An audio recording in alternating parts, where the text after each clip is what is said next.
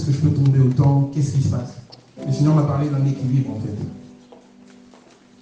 En fait, l'enfant de Dieu a besoin d'un équilibre.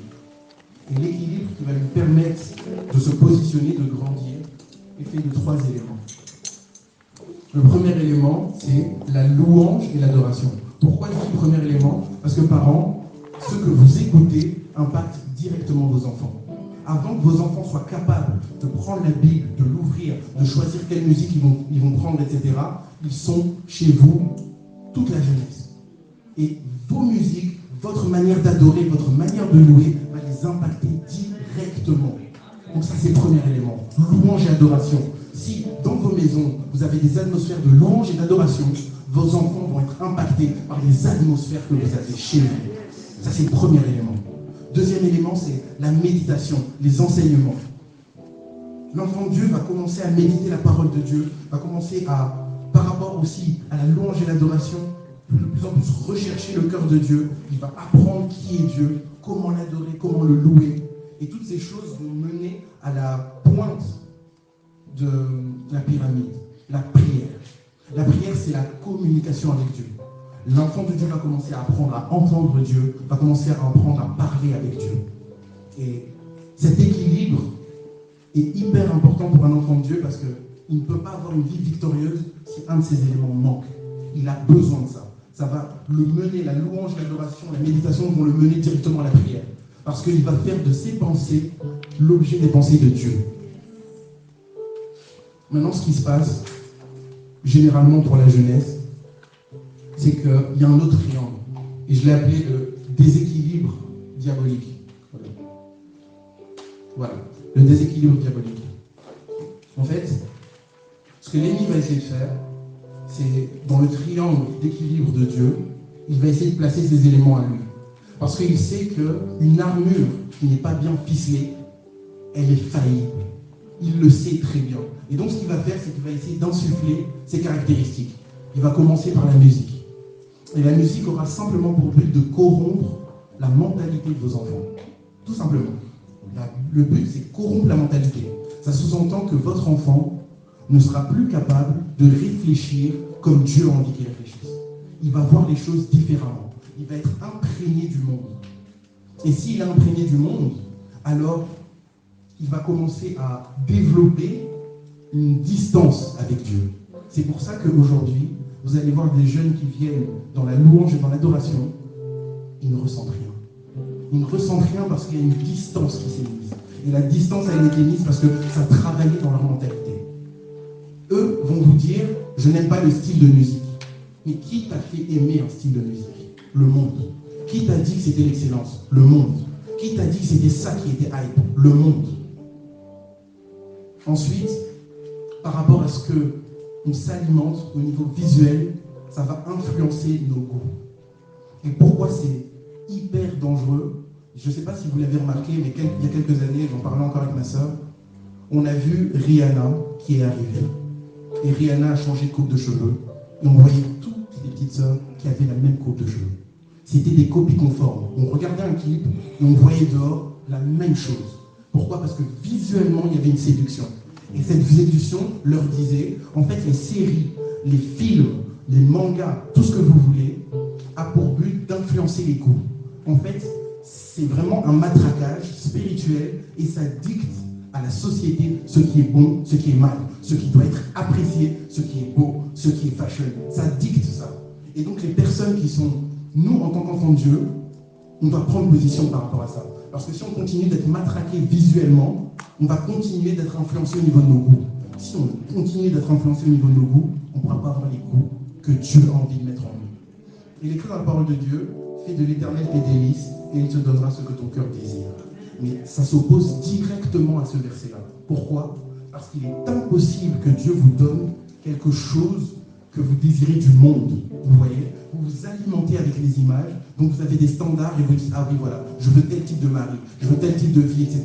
Alors que le Seigneur te dit, fais-moi tes délices, regarde-moi, contemple-moi, et je vais mettre en toi mes goûts. Et en fonction du fait que je vais mettre en toi mes goûts, je vais pouvoir te donner ce que ton cœur désire, parce que tu vas désirer ce que moi je désire. Mais aujourd'hui, on se retrouve avec une jeunesse qui a des standards mondains alors qu'ils veulent suivre Dieu. Impossible. Ça va mener à de la frustration, ça mène à beaucoup de problèmes. Donc le contexte visuel, ça va influencer notre manière de voir les choses et nos goûts. Et je dirais même plus, les mangas sont une porte directe à l'impudicité et à la pornographie. Directe. Pourquoi ? Parce que la manière dont les femmes sont dessinées dans ces types de dessins animés pousse à la suggestion. Et vous allez avoir des jeunes chrétiens qui sont là et qui disent « Ouais, moi je veux marcher avec Dieu, je commence à écouter de la louange, ok, je commence à écouter de la louange, je commence à méditer la parole, je prie, etc. » Et puis, ils sont en contact visuel avec ce type de choses. L'arme est déséquilibrée. Et puis ils tombent, ils se relèvent, ils tombent, ils se relèvent. Et ils ne comprennent pas pourquoi en fait. Ils se disent « Ouais, mais c'est moi le problème, qu'est-ce qui se passe ?» C'est parce que ton armure est déséquilibrée. Et vous, en tant que parents, vous devez en être conscient. On est en train de matraquer vos enfants du matin au soir pour que l'armure soit déséquilibrée afin qu'ils ne soient pas victorieux. Et bien souvent, on parlait des mauvaises compagnies et les parents ont souvent cette tendance de croire que leur enfant est bien et donc les mauvaises compagnies ont tout corrompu. Il est écrit dans la parole de Dieu, les mauvaises compagnies corrompent toujours les bonnes mœurs. Mais ici, dans ce triangle-là, je vous dirais que par rapport à ce que j'écoute, par rapport à ce que je vois, c'est ça qui va me faire choisir des personnes. C'est ces personnes-là que je vais choisir en fonction de ce que je m'alimente quotidiennement. Et donc les choix de vos enfants sont directement liés à ce qu'ils vivent, à ce qu'ils écoutent, à ce qu'ils voient. Et c'est pour ça qu'ils traînent avec de mauvaises compagnies. Parce que ce qu'ils écoutent, c'est mauvais. Ce qu'ils voient, c'est mauvais. Et donc je ne pourrais pas parler de mauvaises choses avec quelqu'un de bon. Je vais laisser de côté et je vais parler des choses avec ceux avec qui ils me comprennent en fait. Vous voyez ? Et donc c'est ça qui mène aux mauvaises compagnies. Et les mauvaises compagnies n'ont qu'un seul but, influencer les choix. On le voit. Lorsque les jeunes sont là tous ensemble et ils sont assis, on va dire oui voilà, on se lève pour refaire la prière. Ils sont très sensibles au regard de l'autre.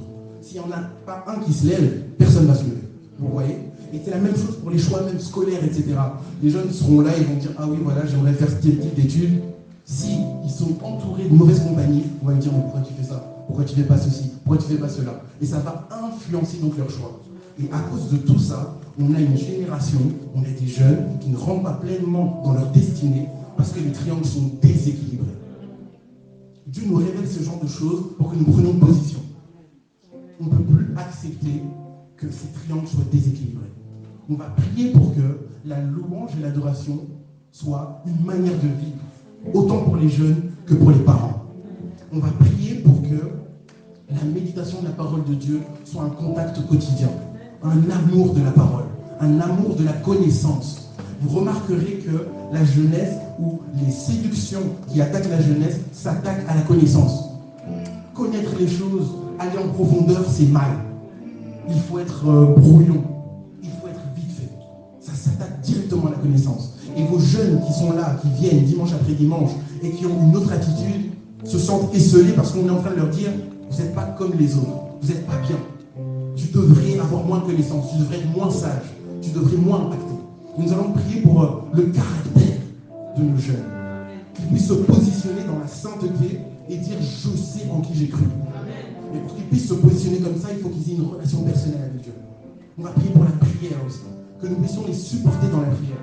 Les supporter dans la prière. Comme je vous ai dit tout à l'heure, ce sont des enfants consacrés. Mais ils ont besoin d'un encadrement de consacrés. Si vous, parents, vous êtes faillibles, vous n'allez pas leur montrer un exemple de consécration.